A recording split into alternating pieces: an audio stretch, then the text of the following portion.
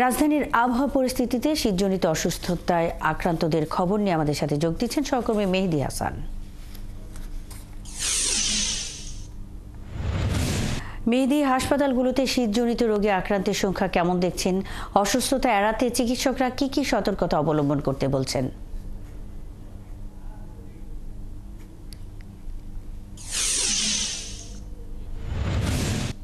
হাসপাতালগুলোতে ঘুরে বেরিয়েছি, তবে সবচেয়ে বেশি আমার যেটি নজরে পড়েছে সেটি হচ্ছে শিশু হাসপাতালগুলো। অর্থাৎ যেসব শিশু হাসপাতাল বা জেনারেল হাসপাতালগুলো আছে শিশুদের রোগের চিকিৎসা করে, এই মুহূর্তে আসলে তাদের সংখ্যাটাই বেশি।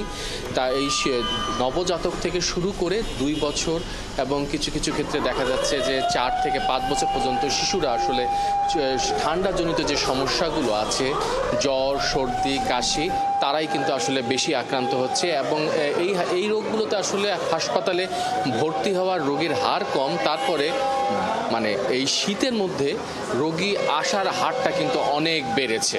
ডাক্তাররা বলছে যে সাধারণত জ্বর, সর্দি, কাশি, কিছু কিছু ক্ষেত্রে দেখা যাচ্ছে যে পাতলা পায়খানা জনিত যে সমস্যাগুলো আছে ঠান্ডায়, সেগুলো দেখা যাচ্ছে।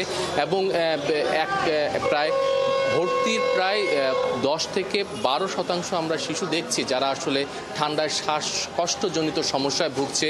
কিছু কিছু ক্ষেত্রে আমরা দেখতে পাচ্ছি যারা আসলে নিউমোনিয়ায় ভুগছে, এবং তাদের যারা নিউমোনিয়ায় ভুগছে তাদের কিন্তু আসলে কিছু কিছু ক্ষেত্রে ডাক্তাররা আইসিইউ পর্যন্ত সাপোর্ট অল্টারনেটিভ বা তারা অপেক্ষামান রাখছে যে যদি কোনো শিশুর এমন রোগ নিউমোনিয়া আক্রান্ত হয়, চিকিৎসা ক্ষেত্রে বেশ কিছু ক্ষেত্রে আমরা দেখতে পাচ্ছি যে তাদেরকে এই আইসিইউতেও নিতে হচ্ছে বা এইচডিইউতে চিকিৎসা নিতে হচ্ছে।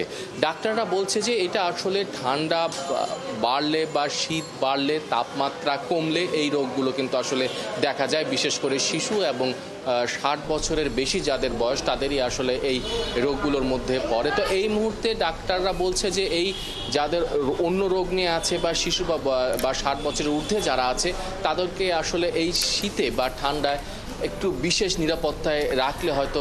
মেহেদী হাসান, অসংখ্য ধন্যবাদ।